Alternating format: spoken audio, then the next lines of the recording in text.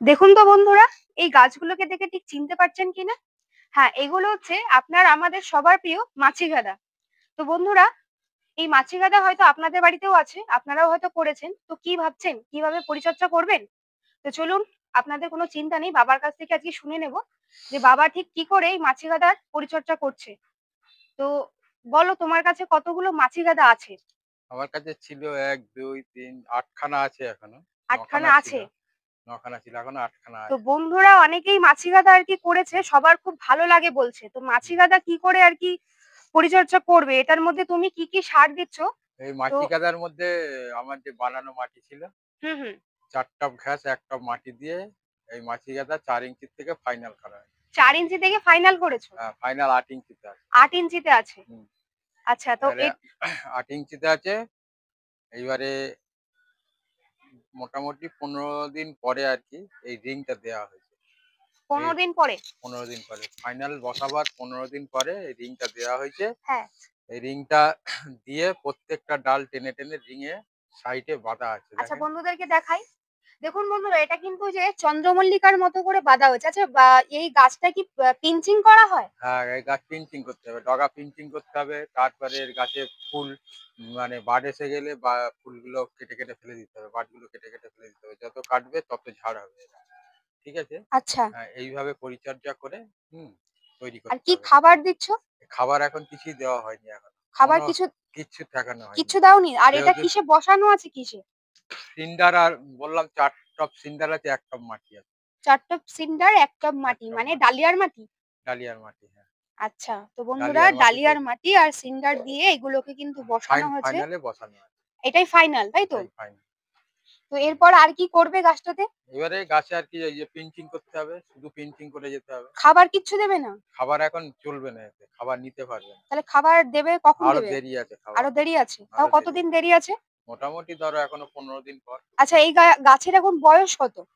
গাছের বয়স কত? বেশি হয়নি। ধরো ফাইনাল করেছি হয়তো দিন ১৫ দিন হয়েছে ফাইনাল করেছি। 15 দিন হয়েছে ফাইনাল হ্যাঁ। করেছো, তাই তো? আর ৪ ইঞ্চিতে ছিল ধরো ওই ১০ দিন মতো। আর কবে ফুল নেবে তুমি? এটা মোটামুটি জানুয়ারির ১ম এ ফুল নেওয়ার টার্গেট আছে। জানুয়ারির ১ম এ ফুল ফুল আর কি নেওয়ার ফুটবে। হ্যাঁ। আচ্ছা, এই গাছে তো পোকামাকড় লাগে। পোকায় ওষুধ দিতে হয়, কাকা দিতে হয়। কাকা ছাড়া কোনো ওষুধ চলে না। এটা গেঁদার জাত। ঠিক আছে? আচ্ছা, এমনি যেহেতু গ্যাদা গেঁদা। গাছে মাকড় না কি একটা যেন লাগে, হ্যাঁ, তো ওই তার জন্যই কাকা কাকা দিতে হয়। কাকা। আর হুম। কনফিডার ইউজ করা না, যাবে না, না? না, না। কনফিডার কনফিডার ইউজ করলে কি হবে? গেঁদা গাছে ক্ষতি হয়। গাঁদা গাছের ক্ষতি হয়, তার জন্য কাকাটাই শুধু ইউজ করা কাকা সব থেকে ওষুধ ভালো। স্প্রে আর করলে কি গেঁদা করে গাছে ইউজ করবে? স্প্রে করতে হবে। কতটা করে? ১ লিটার জলে ১ এমএল দিতে হবে। 1 লিটার জলে বন্ধুরা 1 ml করে কিন্তু এই গাঁদা গাছে হ্যাঁ, কাকা ওষুধটাই স্প্রে করতে হবে। হ্যাঁ। আপনারা কিন্তু অনেকে জিজ্ঞাসা, মাকড়ের ক্ষেত্রেও সেম একই? হয় ওই তো মাকড়ের জন্যই তো দেয়া। গেঁদা গাছে মাকড়ের মাকড় জন্যই? ছাড়া অন্য কোনো পোকা লাগে না। অন্য কোনো পোকা লাগে না, তাই তো? হুম। আচ্ছা, তো বন্ধুরা, আপনারা শুনলেন, বাবা আপনাদেরকে বলল যে কি কি করতে হবে। তো আর কতটা করে জল দিচ্ছ এই গাছে? এই মোটামুটি একেকটা গাছে এখন ধরো এই ২০০ গ্রাম করে জল খায়। 200 গ্রাম করে জল খায়? ৮ ইঞ্চি টবে আর ২০০ এই গ্রাম। এই যে এই তারটা তুমি যেরকম করে বেঁধেছো, হ্যাঁ। এই তারটা কি এর পরে আরো বড় করবে? না, না আর বড় হবে না। এই তারটা এটাই আর খুলবে ফাইনাল। না? না, দেখুন, এই ফাইনাল। যে বন্ধুরা, এই যে তারটা বাঁধা হয়েছে, এই তারটা কিন্তু বাবা বলছে এরকমই থাকবে। এটা কিন্তু আর কোনো বড় করা হবে না। হুম। আর পরে মানে গাছটা যখন মানে উপরে দিকে উঠে যাবে তখনও কি খুলবে না? আর খোলা যাবে না। আর খোলাই যাবে না? প্রত্যেকটা ডাল টেনে, টেনে বাঁধা আছে। আচ্ছা, হ্যাঁ। আর এই যে আপনাদেরকে দেখাই, দেখুন এইভাবে কিন্তু বাবা প্রত্যেকটা ডালগুলোকে এই যে উলের সুতো দিয়ে বন্ধুরা বেঁধে দিয়েছে। আপনারা হয়তো বুঝতে পারছেন, এই যে দেখুন, সবুজ কালারের যে সুতো আছে উলের, ওই সুতোগুলো দিয়ে কিন্তু ওই প্রত্যেকটা ডালকে দেখুন কি সুন্দরভাবে চারিদিকে গোল করে বেঁধে দিয়েছে। তো এই এবছর তো সবাই আর কি, আমার সব বন্ধুরা বলেছে যে বছর নাকি মাছি গাদা খুব মানে কোথাও একটা পাওয়া যায়নি। তা তোমার কি এটা নিজের আর কি গাছ, না তুমি না, না কোথা এই থেকে? আমি চারা মানে কিনে এনেছিলাম। আমি তো সিড ফেলিনি। আচ্ছা, ঠিক আছে? মাছি গাঁদার সিড ফেলিনি। যেহেতু আমাকে কিনে আনতে হয়। তো সামনে বছর থেকে অনেক বন্ধুরা বলেছে আর কি যে তোমার বাবার কাছ থেকে গাছ নেব। তো সামনে বছরে কি পাওয়া যাবে গাছ? চেষ্টা করব। হুম। মাছি তো গাঁদা আনার বন্ধুরা, জন্য আপনারা যারা যারা নেবেন আপনাদেরকে বলে রাখছি, অতি অবশ্যই আগে থেকে আগে থেকে আমার বাবাকে ফোন করে আগে থেকে বুক করে রাখবেন যে আমার এতগুলো চারা বা এতগুলো গাছ আমার দরকার, তবেই কিন্তু পাবেন। নয়তো পাওয়া খুব মুশকিল হয়ে যাবে। মাছি আগে গাদা আমি করেছিলাম, 17খানা 18খানা গাছ ছিল। তার মধ্যে আমি তো এত গাছ তো রাখার জায়গা এখন পাবো না। 9টা গাছ আছে।